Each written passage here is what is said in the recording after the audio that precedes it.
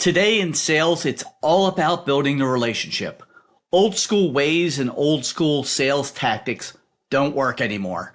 While a lot of sales programs will only focus on sales techniques, we will focus on the attitudes, the behaviors that drive success and sales processes as well, while focusing on best in class sales efforts. That is a dramatically different type of approach developed by people who lived for decades selling in the IT services industry. Business is hard. Finding new clients is hard. Today in sales, building that relationship and being able to solve problems for businesses should be your main focus. We get hit with the symptom, not an actual illness. Going deeper into the conversations, what we're going to do here. That is why Pax8 has created Result Selling Framework. Thanks for joining our podcast. Look forward to you listening in every week. James, how you doing today? I'm doing great. Thanks, Keith. Thanks for asking. How about you? Doing well. Welcome to Sales Pitch. Thanks for bringing here to lend some of your expertise on this teaser podcast. I am honored to be here. This is awesome, and it's going to be so helpful for all the MSPs out there. So thanks for having me. I appreciate it. Yeah, that's the goal. So, hey, tell the audience, give your 30-second, 1-minute intro pitch. Sure. Yeah, I'm no stranger to sales. I've actually owned 8 different businesses over almost 40 years. And my MSP I owned for 25 years. And I was the owner-led sales and eventually built out my sales team around, going out and pitching services and the things that we do every day as an MSP. And so I've been through all the ups and downs. I've got scar tissue, gray hairs, and I've been beat up out there like everybody else. So yeah, I'm here to lend, here's the things not to do. Here's the things to look out for. And just hopefully we can put something out there for everybody out there in the MSP sales land to, something of value for them. Yeah, and hopefully, like you said, we have some experience and we're not going to talk about yesteryear. We're going to, talk about modern sales here when it comes to Result Selling Framework for sure. Guess we'll start it off. Sales is hard, or should I say, finding new business is hard. Am I right on that? Oh, totally. I mean, come on, seriously. If it was easy, everybody'd be millionaires and everybody could be doing a drop of a hat. But yeah, it's incredibly Everybody challenging. would be doing it. Yep. Yeah. My son said he wanted to get into sales, and I put him through the ringer of all the problems that you have, right? The rejection, the failure. Yeah. Did you keep saying no to him like 100 times to see if he could overcome that simple rejection? That's it. Yeah, exactly. Yeah. Now the good thing is he played sports. If you played sports, you probably can have the thick skin to be able to do a little bit of sales because you've dealt with the success as well as the failures. I agree 100%. In fact, I know you're a baseball guy.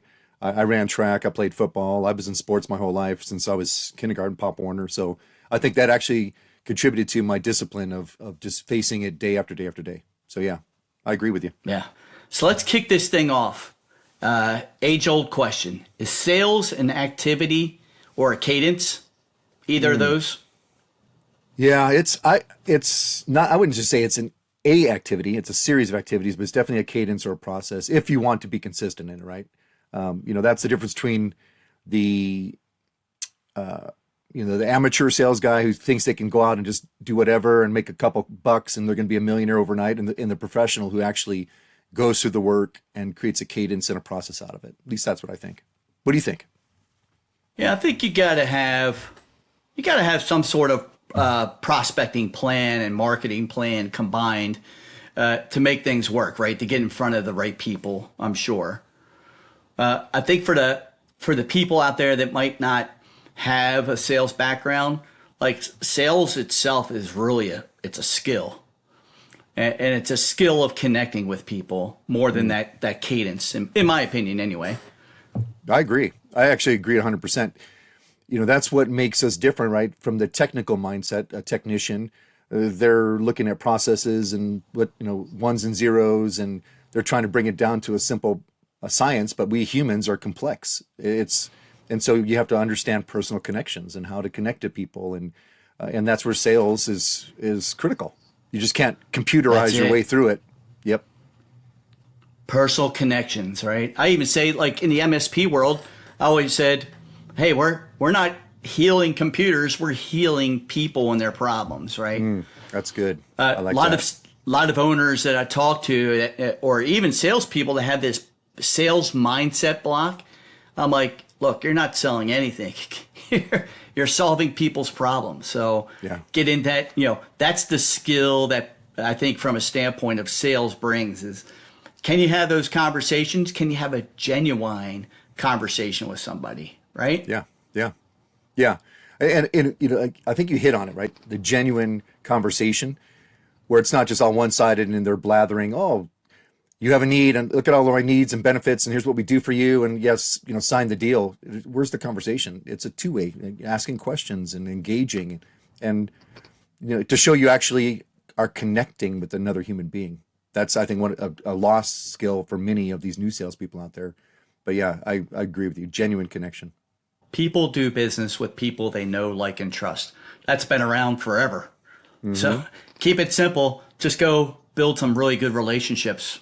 I love that you said that, because even though it's been around forever, in I would say in modern times, people are trying to figure out, how do I hack that? How do I shortcut that? How do I speed up that process? And you really can't hack human connection, because that's manipulation, and people can sense that a mile away. You can hack computers, you can hack other systems, but not when it comes to people. Boy, spot on. We're in a society of social media, instant information, right? We can sit there on our phone and just consume information so fast. People forget to slow down and get to know and have that human to human connection, if you will. Yeah, I 100% agree. Let me ask you this, James. What are some things salespeople in IT that are in the IT services world, what should they be doing to get leads? At a minimum, they need to be networking and working their centers of influence, going out there and, who do you know? And just at a minimum, reviving those connections and saying, this is what I'm up to, this is what I'm doing. And that know, like, and trust factor, rebuild those back up. And also be asking, who do they know that has these services, and keep expanding the networking side. That's the fastest, because that's human connection. And then we build these concentric circles where each circle leads into the next circle, and we keep expanding our band and outer and outer and outer. You get more and more reach. And then through those connections, you're going to be able to generate more prospects. At least in theory, that's the way to do it. And then, of course, these 5-minute meetings, those are critical if you want to be able to step into something quickly. Is this something are we a good fit or not? Process through those fairly quickly, but who do you know? I was asking for referrals as well. Let me interject on that. What's a 5-minute meeting? Clear that up for us. I would say, for me, it's a simple, let's see if we can have a quick chat or a coffee or something that's real basic and rudimentary to see, find out about your business, and let's see if there's a connection here. And then we can decide if we want to continue forth or not, right? Let's don't waste each other's time. And also, it's a very respectful way to honor another human being, right? I'm not going to pitch you and just spray everywhere, but I'm trying to connect with you and just see if there's something here. Yeah, we haven't earned that right to have like a sales conversation. We don't even know if they have an issue yet, exactly. Right? They don't even know who the heck we are. Why are they going to share anything with us yet? Yeah, good stuff. Like, from a perspective, I always looked at it was like, identify who you want as a prospect. Who's your best prospect? What they look like, right? What's their size? What's their shape? What industry are they in?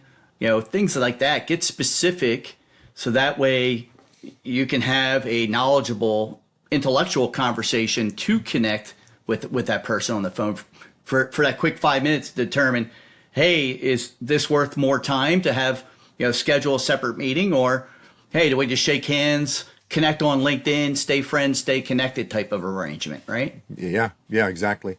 And I love the fact that you said that, because, in our industry, we put out the word target client profile, or in all industries, ideal client profile, but really dialing it into, we can't boil the ocean, and our services are very specific for a very specific type of people or a business. And these solutions we have are not for everybody. So let's really dial this down to here's our services, here's who we're looking for, and let's find the match. And then it's a sifting process. I love that saying, can't boil the ocean, right? I I always I've done some coaching on this, and it's like, think of when you first started dating, somebody for the first time. You're not, hopefully you're not asking them to get married like right out of the gate. Yeah. You got to build some sort of bond and connection. Hey, do we connect? Or, in the sales side, it's like, are there problems that you have that we can solve? And you're not going to get to that until you start saying, hey, is this conversation worth continuing itself? Yeah. But that relationship, like I said, can't boil the ocean. Take the time to build that relationship, throw some nuggets out there, let it simmer. James, you know it. I like to grill on my smokers, like, low and slow, right? And it comes out, the outcome is a really good tasting meat. Kind of same thing with relationships. Throw some things out there, ask some good thought provoking questions that get somebody thinking, and then let it simmer. You just touched on something that I think is critical, and I know I did it. I still do it in any type of relationship, whether it's in a sales conversation or just any relationship, and it's asking questions. And you just touched on it. How do you get to know somebody really unless you're willing to dive in and ask questions, and not just any questions or surface questions, but to go a little bit deeper, to unveil these conversations you would have with a prospect or a buyer. And that to me is everything. Getting down to what is really going on, and not just take the surface answer, right? Because we all put up a mask, but let's go even deeper. Let's drive even deeper into these. Like, what do you mean by this? And tell me more about that and explain that to me. Or can you demonstrate it? And we'd like to get into these conversations. And the more you get into it, then we really genuinely connect. And that begins that whole know, like, and trust, like you mentioned before. You couldn't have said it better than myself, James. That was awesome. Yeah, great feedback there. So lots of confusion out in the marketplace around building sales skills. There's a world of professional sales that has many methodologies and models that are available. What makes what we're doing with Result Selling Framework different? Yeah, you're right. There's a lot out there. I know you as well as us. We've studied many of these different methodologies over the years. I think there's currently around 15 or 16 that are popular in the marketplace. And then we have all these vendors who have their own version that they're trying to tell the MSPs as well. And it's making a big mess. One of the reasons why we did the Result Selling Framework based on the command of the message by Force Management, the concept is getting to those positive business outcomes that secretly everybody has. Like, I have an idea of what's wrong. And as a salesperson, you're asking questions, you're going deeper. But really what it is they have this desire to get something really, like, this is, if I could fix these things, this is what I really want out of my business. But the thing is, they're not going to tell you. You have to unveil it, uncover it, and discover it by a series of questions and going deeper. And as a salesperson, that person realizes you're really listening to me. You're not just trying to sell me something. You're actually listening to me. And that is part of our methodology of listening and discovering these positive business outcomes, how we can fulfill those, how we've done it in the past. And we have proof that we've done it. And so not only are you just telling me, but now you're showing me that you've already done this as well. And that almost becomes a slam dunk in a sale versus all the competitors who are just espousing how great they are. Here's a quick proposal. And they actually have no idea what you really want to do. You're not listening to me. One of the number one things that people say when you say the word salesperson, they don't listen. Yep. All right. Ask questions, pause, let the prospect respond, right? Let that dialogue begin. Yeah. And I think, and I was going to say, I think you nailed it again. Another lost art that we're going to, in the Result Selling Framework, we're bringing back to the surface is the art of asking good questions and truly listening, not just active listening like everybody says, but how do you really listen and not trying to listen to figure out what you're going to say next, but listen genuinely to make sure that your services are an actual fit. And what are they really seeking? Don't pause or don't jump right in and start talking, right? Waiting for that spot in.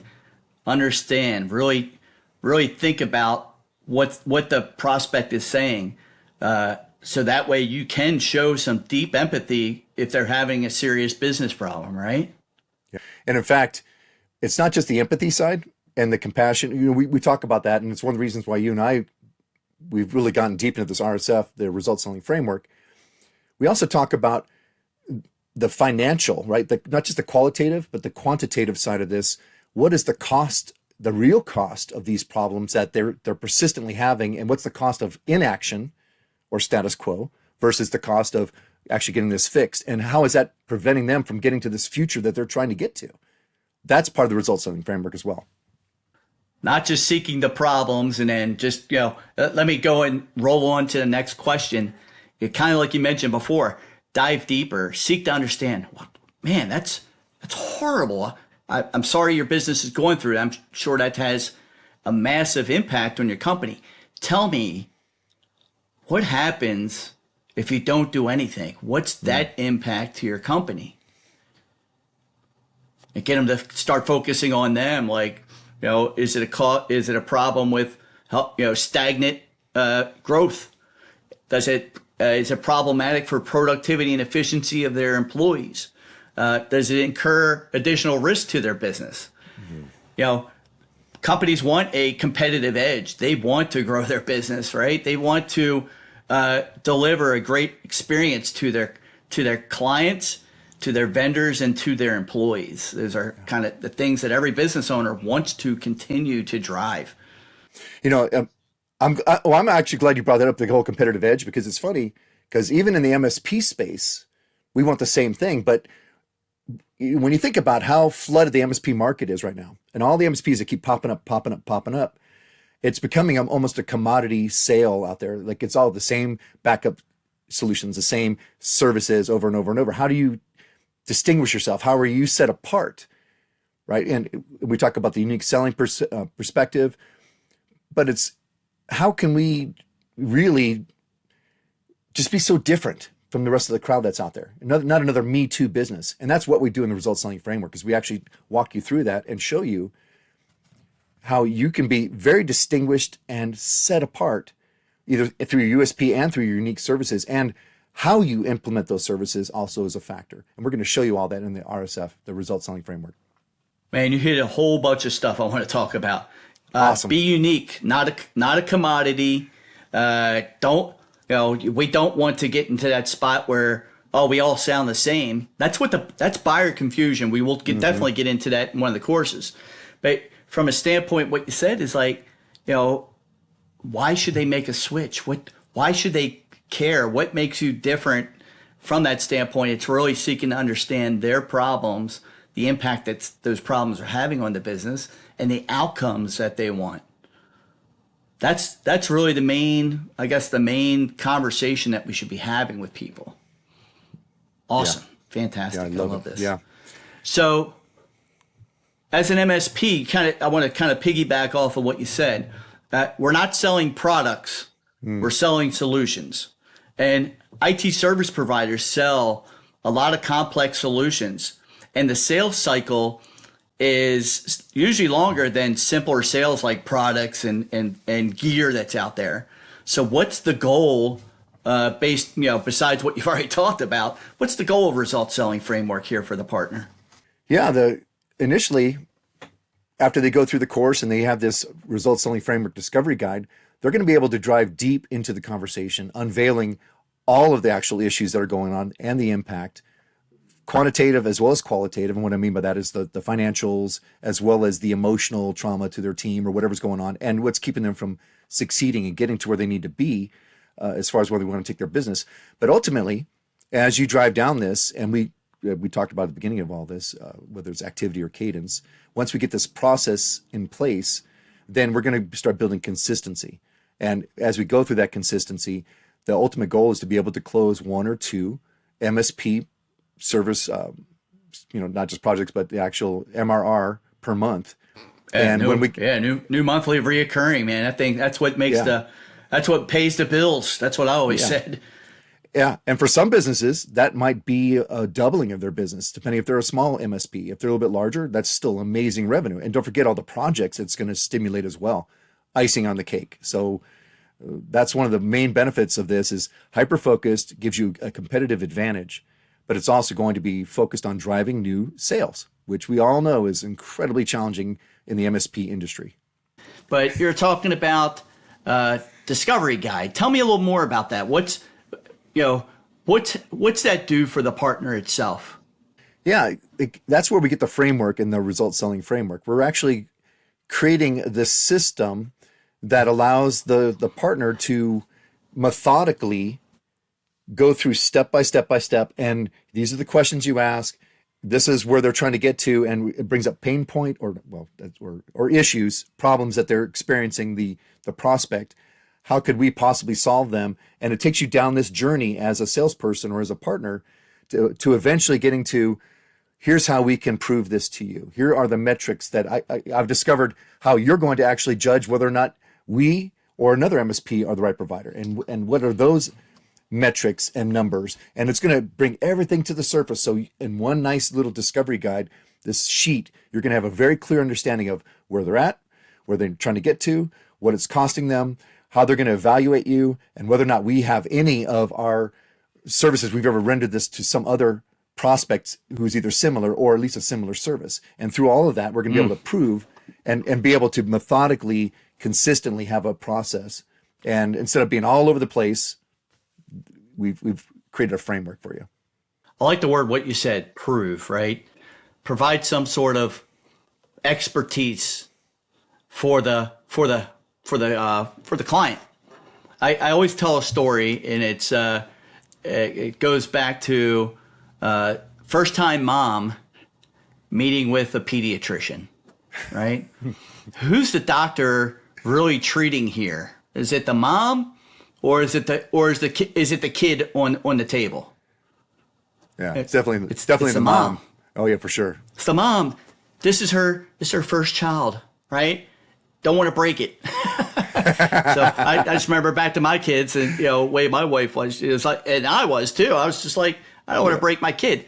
The doctor sits there with the stethoscope, on the chest, on the back, checking the pulse, while all the time showing empathy toward the mom, but also really the understanding, like, look, I treat hundreds of kids a week.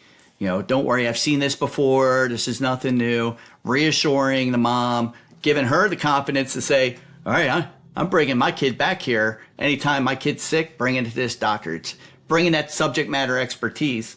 Yeah. And you also said something else in that discovery guide piece is that I'll kind of add on to that is the things that we do really well, kind of those solutions, those products. If let's say we do security really well, we shouldn't be selling the security.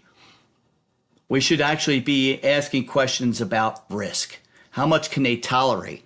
What's their experience around reducing risk or experiencing risk to their business?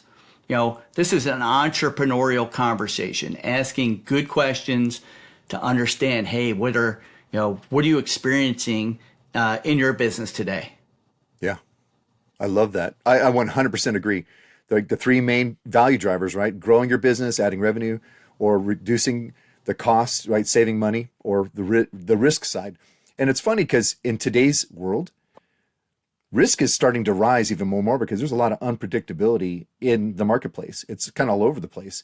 And you as a salesperson, especially when you've got this connection, almost like that pediatrician you were mentioning, you could really allay some of their fears around risk with these conversations and really calm them down a little bit, because it's really needed in today's marketplace. It's incredibly not just complex, but like I said, there's a lot of uncertainty out there, and it's causing anxiety in a lot of the prospects' worlds and in their businesses. And so we as salespeople can fix that. All right, James, I have another question for you here. I hear IT service providers say a lot that the market is saturated or they're being commoditized. What do you think about that? Oh, I actually believe it is saturated. Let's talk about commoditized in a minute. With all the layoffs that have been happening over the last couple of years, I mean, if you watch the news, we all know that it's a kind of a wacky time out there in our economy, but everybody still has computer issues and needs to get to work. what is really happening is everybody thinks, well, I can just start up my own business. I'm just going to go out there and as we know, when you're a solopreneur, it's possible if you're professional enough to get it going, but you're driving that low end sales. However, some people are a little bit more, what's the right word? I would say driven to try and grow some type of business, and it does get more competitive. But what ends up happening is they underbid everybody, undercut everybody because they have no idea what they're doing. They don't have the overhead. They don't have the professionalism, and so it does get saturated with all kinds of crazy proposals, and it leaves the buyer, the prospect, confused. I can give you a quick example.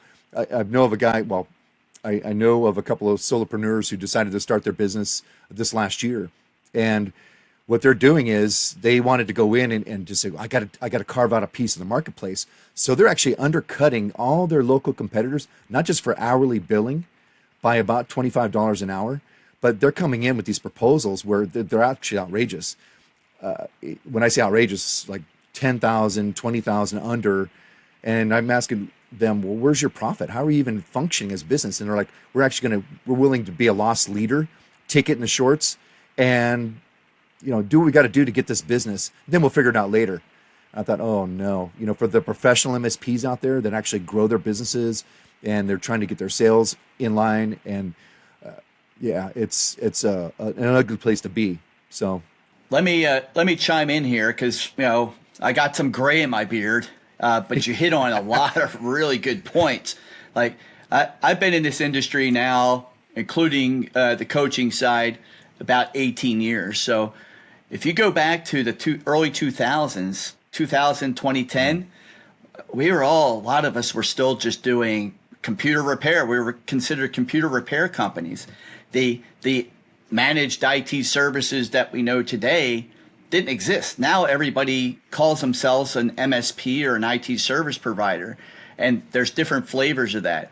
But looking at all the way probably up till COVID, the market was getting obviously more and more competition because everybody started calling themselves the same thing, and the maturity and the direction that small businesses were taking, were the demand for a managed environment, a true IT and business partner was the demand. Yeah. So we're definitely seeing that. So if you look at the saturation that you talked about, yeah, it's there, but it's also more people are doing things that we do, and you kind of hit a note.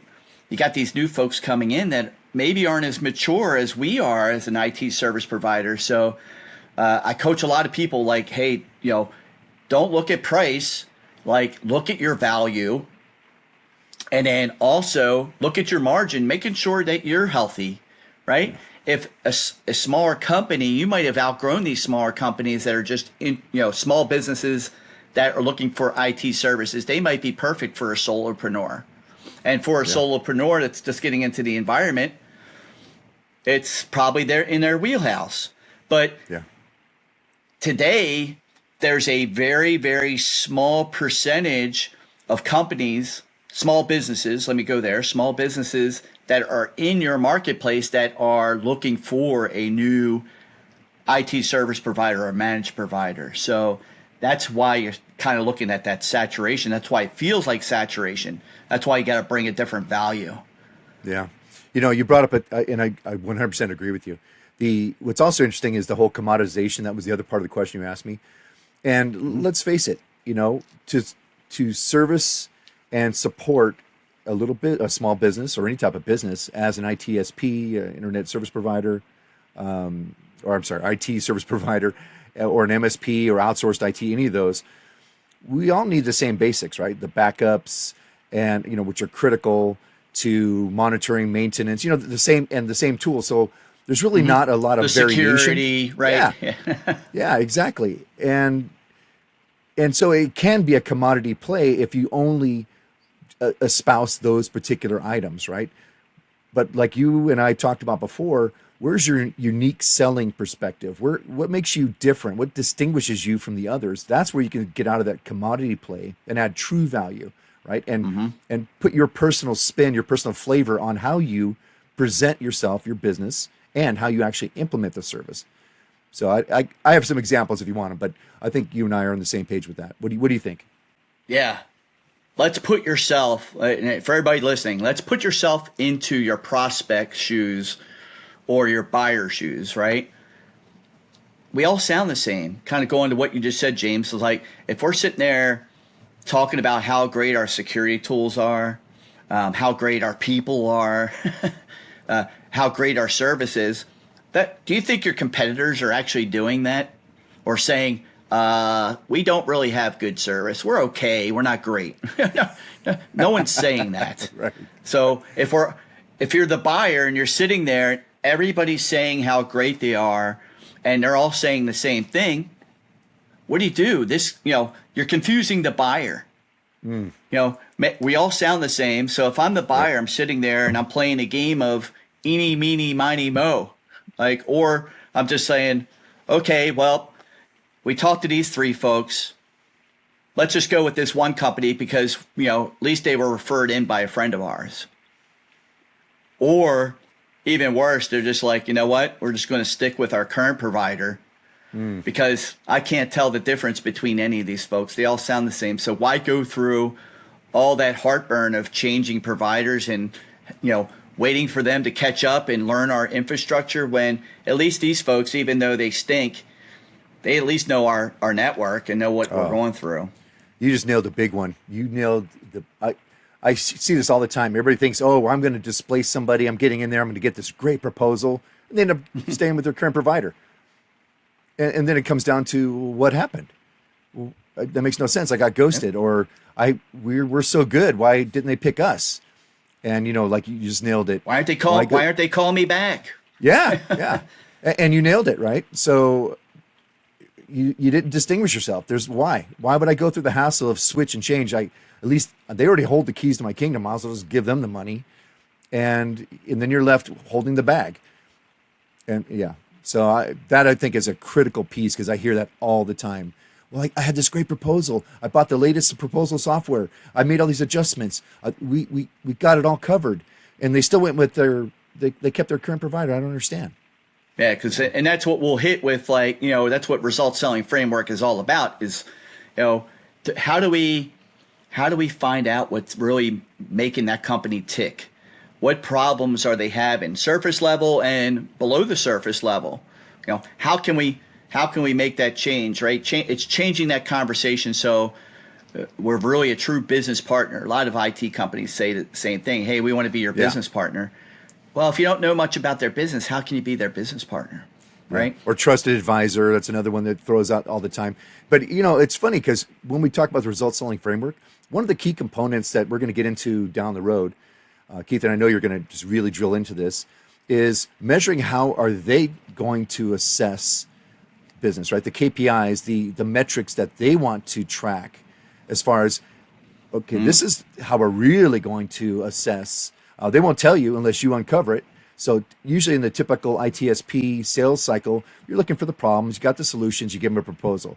With the RSF, our result selling framework, we're going to drive so deep into this where we're going to actually get down to, I'm looking for 25% less downtime on this X, Y, and Z. And if your proposal can do that, and you're going to have these metrics and data points that you as an MSP, ITSP can prove, it's going to definitely help displace or at least get you in a better position to displace their current provider, as long as their current provider is not using the RSF.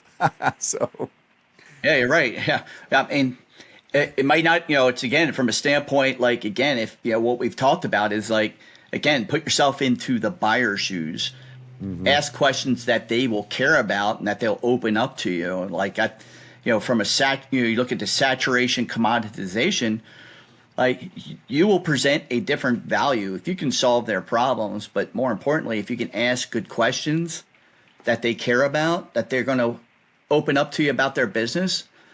Not a lot of IT companies are going in and really doing that type of deep dive to understand the client's business better and to cultivate a really, really good trusted relationship. Yeah. You just touched on something really interesting, and it makes me think about there's another part of this equation. And let's say they already have an existing provider and they're like, it's okay, it works. but I want to see what else is out there. You know how it really works, right? They're going to start sending out RFPs and they're price shopping.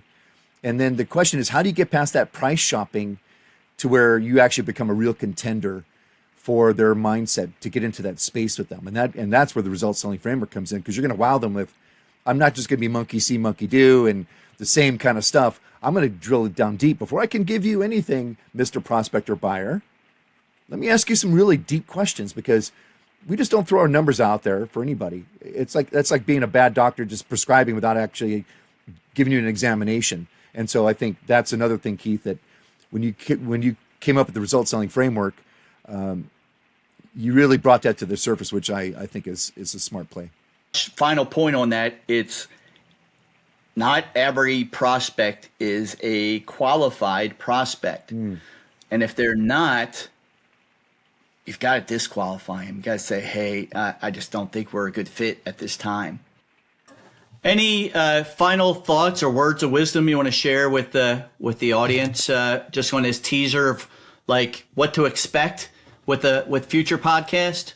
Yeah, for sure. So as we go down these future podcasts and where we're taking everything, as we keep unveiling piece by piece by piece of the result selling framework, you're going to start to discover about buyer personas and how does the buying prospect actually look at things, or how do you actually learn how to communicate? Maybe you have to shift how you speak to somebody, and what kind of questions should you ask, or how do you drive deeper into not just one or two surface levels, but at least 3 levels deep, and what does that look like? And then how do you take your expertise as a salesperson and help the conversation, help this prospect, paint a picture of what's possible and what is not possible, right?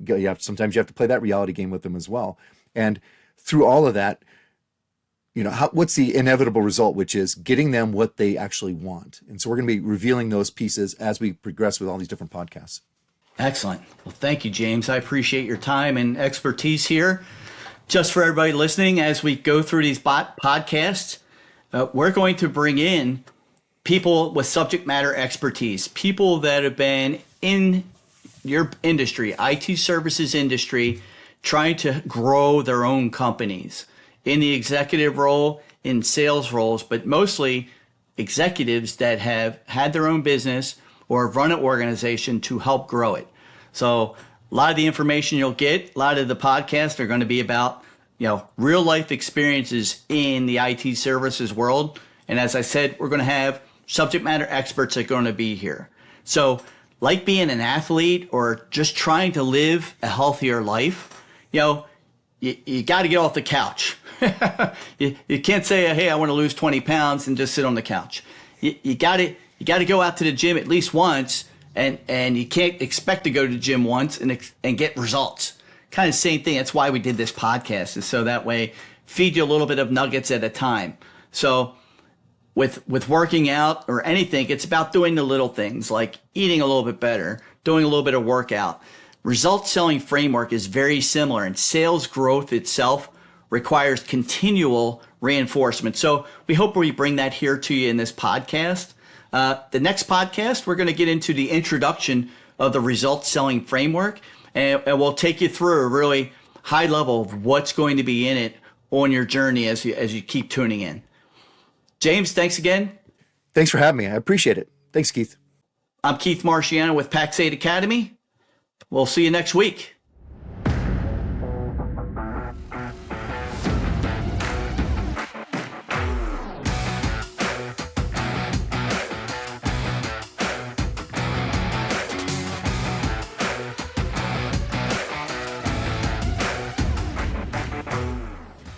Keith, I'm going to throw this at you, man. You're good.